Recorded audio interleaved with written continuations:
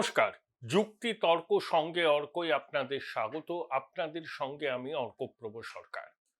আমরা একটা কথা বারবার বলি যে রাজ্যের আইন শৃঙ্খলা পরিস্থিতি সম্পূর্ণভাবে ভেঙে পড়েছে।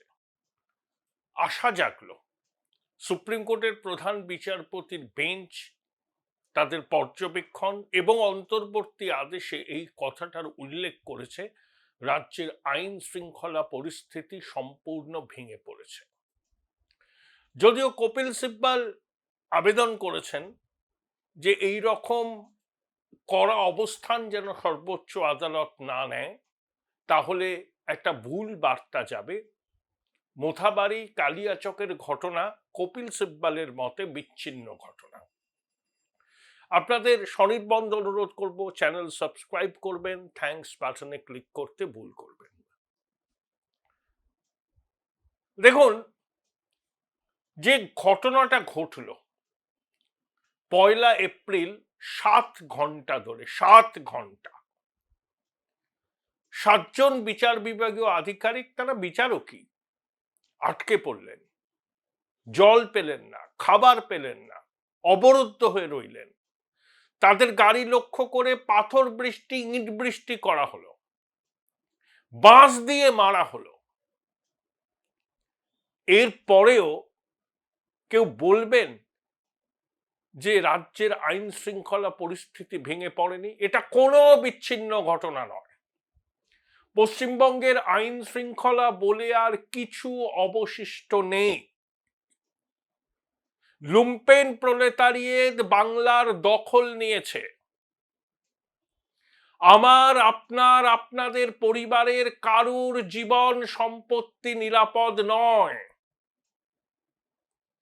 স্পর্ধা দেখুন, সুপ্রিম কোর্ট কলকাতা হাইকোর্টকে বলেছিল যে বিচার বিভাগীয় আধিকারিকদের নিয়োগ করতে হবে লজিক্যাল ডিসক্রিপেন্সির নিষ্পত্তি করার জন্য।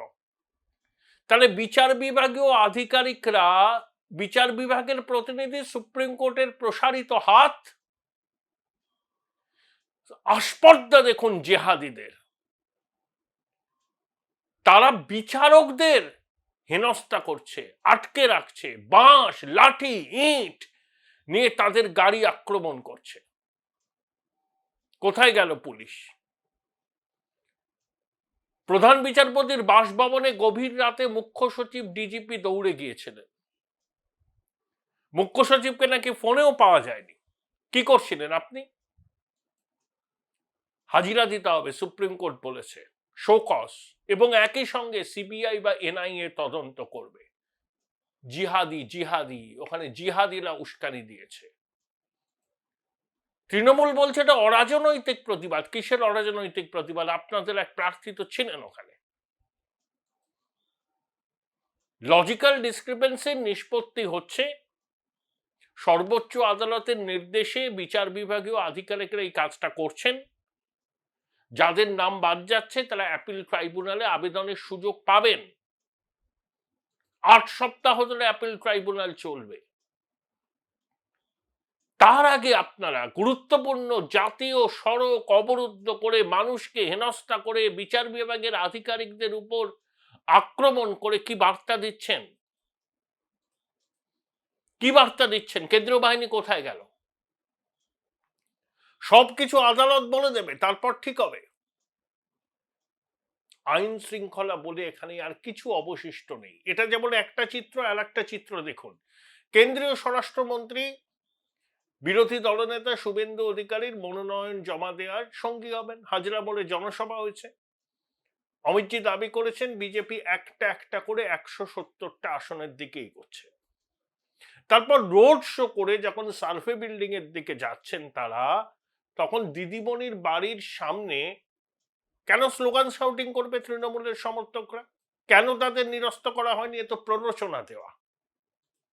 সার্ভে বিল্ডিং এর কাছে মাইক বেঁধে আপনি তৃণমূলের প্রচার সঙ্গীত চালাবেন, পায়ে পা লাগিয়ে ঝগড়া করা। কেন্দ্রীয় স্বরাষ্ট্রমন্ত্রী অমিত শাহ ভারতবর্ষের দ্বিতীয় গুরুত্বপূর্ণ ব্যক্তি। তার নিরাপত্তা কতটা নিশ্চয়ই জানে এরা। তা সত্ত্বেও এই বেয়াদবি এরা করলো। কার প্ররোচনায় করলো? মুখ্যমন্ত্রীর বাড়ির অদূরে কেন্দ্রীয় স্বরাষ্ট্রমন্ত্রীর নিরাপত্তা যদি প্রশ্নের মুখে হয়, যদি বিচার বিভাগের আধিকারিকদের নিরাপত্তা নিয়ে প্রশ্ন উঠে যায়, তখন কপিল সিব্বল কোন যুক্তিতে বলেন যে এটা একটা বিচ্ছিন্ন ঘটনা? মেনকা গুরুস্বামী কিভাবে বলেন যে একটা অরাজনৈতিক প্রতিবাদ? লুম্পেনদের নামিয়ে দিয়েছে, জিহাদিদের নামিয়ে দিয়েছে রাস্তায়। এই মোথাবাড়িতে এই ঘটনা ঘটেছিল। ওই শামশেরগঞ্জে রাধা গোবিন্দ দাস, চন্দন দাসকে কিভাবে নৃশংসভাবে কুপিয়ে হত্যা করা হয়েছিল, ওই জেহাদিরা করেছিল। সেই জেহাদিরা আবার পথে নেমেছে।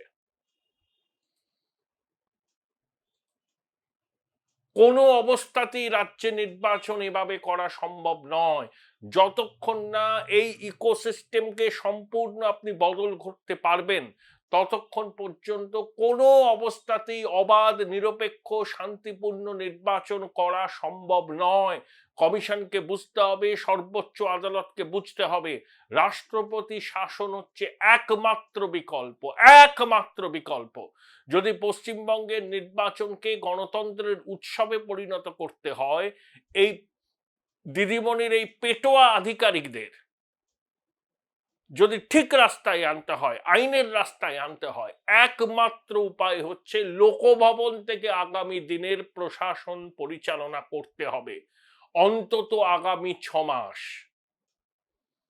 তাহলে দেখবেন সিধে হয়ে যাবে। জেহাদিরা হয় দেশ ছেড়ে পালাবে, নয় গর্তে ঢুকে যাবে। আমি আস্পর্ধা দেখে চমকে যাচ্ছি। দিদিমণি কিন্তু উস্কানি দিয়েছিলেন, মনে আছে? বিধানসভার ভিতরে বলেছিলেন, ধর্মতলার সভা মঞ্চ থেকে বলেছিলেন, একটা কমিউনিটি যদি একজোট হয় 13টা বেজে যাবে। সামলাতে পারবেন তো? ক্রোনোলজি গুলো বুঝুন। তারপরে মা বোনেদের বললেন হাতা খুন্তি নিয়ে বেরিয়ে এসে বুথ রক্ষা করুন, কেন্দ্রীয় বাহিনীকে প্রতিরোধ করুন। কেন্দ্রীয় বাহিনী যেন কোনো বিদেশি সৈন্যবাহিনী, তারা ভোট লুট করতে আসছে। ভাবতে পারছেন? সংবিধান হাতে শপথ নেওয়া নির্বাচিত মুখ্যমন্ত্রী ভারতবর্ষের বিএসএফ, সিআইএসএফ, সিআরপিএফ, এসএসবি সম্পর্কে কি ধরনের মন্তব্য করছেন? ক্রোনোলজি গুলো বুঝুন। তাতাচ্ছেন মানুষদের, উস্কানি দিচ্ছেন, তার পরিণতি হচ্ছে এটা। কোন পর্যায়ে গেছে? কপিল সিব্বল বলছেন ওটা লিখবেন না মাই লর্ড, ভুল বার্তা যাবে। আরে ভুল বার্তা কি যাবে? 11 কোটি বঙ্গবাসী জানে পশ্চিমবঙ্গের বাস্তব পরিস্থিতিটা কি। বোলপুর শহরের কোলাহল থেকে মাত্র 20 মিনিট দূরেই রয়েছে সুন্দর রিসর্ট, যেখানে পেয়ে যাবে স্পেশিয়াস আর এস্থেটিক্যালি ডিজাইন রুম। তোমরা যারা গ্রুপে যাও তাদের জন্য আছে কমফোর্টেবল গ্রুপ স্টে অপশন, আর কাপলদের জন্য রয়েছে লাক্সারিয়াস সুইট রুম, তার উপর আবার ফ্ল্যাট 10% অফ। এখানে প্রকৃতির মাঝে তোমরা পেয়ে যাবে একটা সুন্দর সুইমিং পুল, ছোটদের জন্য প্লে এরিয়া আর একটা এস্থেটিক সেলফি কর্নার। প্রপার্টিটা পুরোটাই পেট ফ্রেন্ডলি, আর এখানে আছে অনেক কিউট ছোট ছোট র্যাবিটস। সকালের ব্রেকফাস্ট থেকে ডিনার পর্যন্ত পেয়ে যাবে একদম হোমলি কমফর্ট ফুড, যা এক কথায় অসাধারণ। বেঙ্গলি কুইজাইনের সাথে সাথে পেয়ে যাবে চাইনিজ আর নর্থ ইন্ডিয়ান অপশন। বিকেলে বনফায়ারের আলো, বন্ধুদের সাথে আড্ডা আর খোলা আকাশের নিচে গ্রাম বাংলার হাওয়া, পুরোটাই এক অপরূপ অনুভব। তাহলে বলো তোমরা কবে প্ল্যান করছো এই পিসফুল এসকেপটা? And don't forget to follow miss cupcake for more such travel updates. এখানে আইনের শাসন নেই, এখানে শাসকের আইন আছে। সে কবে জগদীপ ধনকড়ি শব্দবন্ধটা ব্যবহার করেছেন। বহু ব্যবহারে এটা ক্লিশে হয়ে গেলেও এটা বাস্তব। আইনের শাসন নেই, বঙ্গেশ্বরীর শাসন আছে। এবং এই বঙ্গেশ্বরী দেশের সংবিধান মানবেন না, নির্বাচন কমিশনকে মানবেন না, কেন্দ্রীয় বাহিনীকে গালমন্দ করবেন, তিনি শুধু ভোট কুড়াবেন, উস্কানি দেবেন। সবকিছুর একটা সীমা আছে। নির্বাচনের সময় কি হবে বুঝতে পারছেন? বাংলার পরিস্থিতি, একটা মনোনয়নপত্র জমা দেয়াকে কেন্দ্র করে যদি হাতাহাতির উপক্রম হয়, সেখানে কেন্দ্রীয় স্বরাষ্ট্রমন্ত্রী অমিত শাহ উপস্থিত, বিরোধী দলনেতা উপস্থিত, সব জেট প্রোটেক্টিভ, অ্যালাউ করলো কি করে প্রশাসন? এটা তো প্ররোচনা দেওয়া। তৃণমূলের কি উচিত ছিল? ঠিক আছে, ওনারা সভা করছেন, রোড শো করে মনোনয়ন জমা দেবেন, ঠিক আছে দেবেন, আমরা ওদিন কোনো কর্মসূচি করব না। আপনি পায়ে পা লাগিয়ে ঝগড়া করবেন, আপনি স্লোগান শাউটিং করবেন, সার্ভে বিল্ডিং এর কাছে মাইক লাগিয়ে দলের প্রচার সঙ্গীত বাজাবেন, এ তো পায়ে পা লাগিয়ে ঝগড়া করা, এ তো প্ররোচনা দেওয়া। যদি একটা অনভিপ্রেত ঘটনা ঘটেছে তো তার দায় কে নিত? পরিস্থিতি যেদিকে গড়াচ্ছে, কোনো অবস্থাতেই অবাধ শান্তিপূর্ণ নির্বাচন সম্ভব নয়। লিখে রাখুন আমার এই কথা, আপনারা আমার সঙ্গে সহমতি পোষণ করবেন। নির্বাচন কমিশনের সদিচ্ছার কোনো অভাব নেই, তারা চেষ্টাও করছে, কিন্তু এমন একটা ইকোসিস্টেম এখানে রয়েছে, DG, chief secretary, home secretary, commissioner তো নির্দেশ দেবেন, পালন করবেন যারা, তাদের একটা সিংহভাগ ভীষণ অনুপ্রাণিত।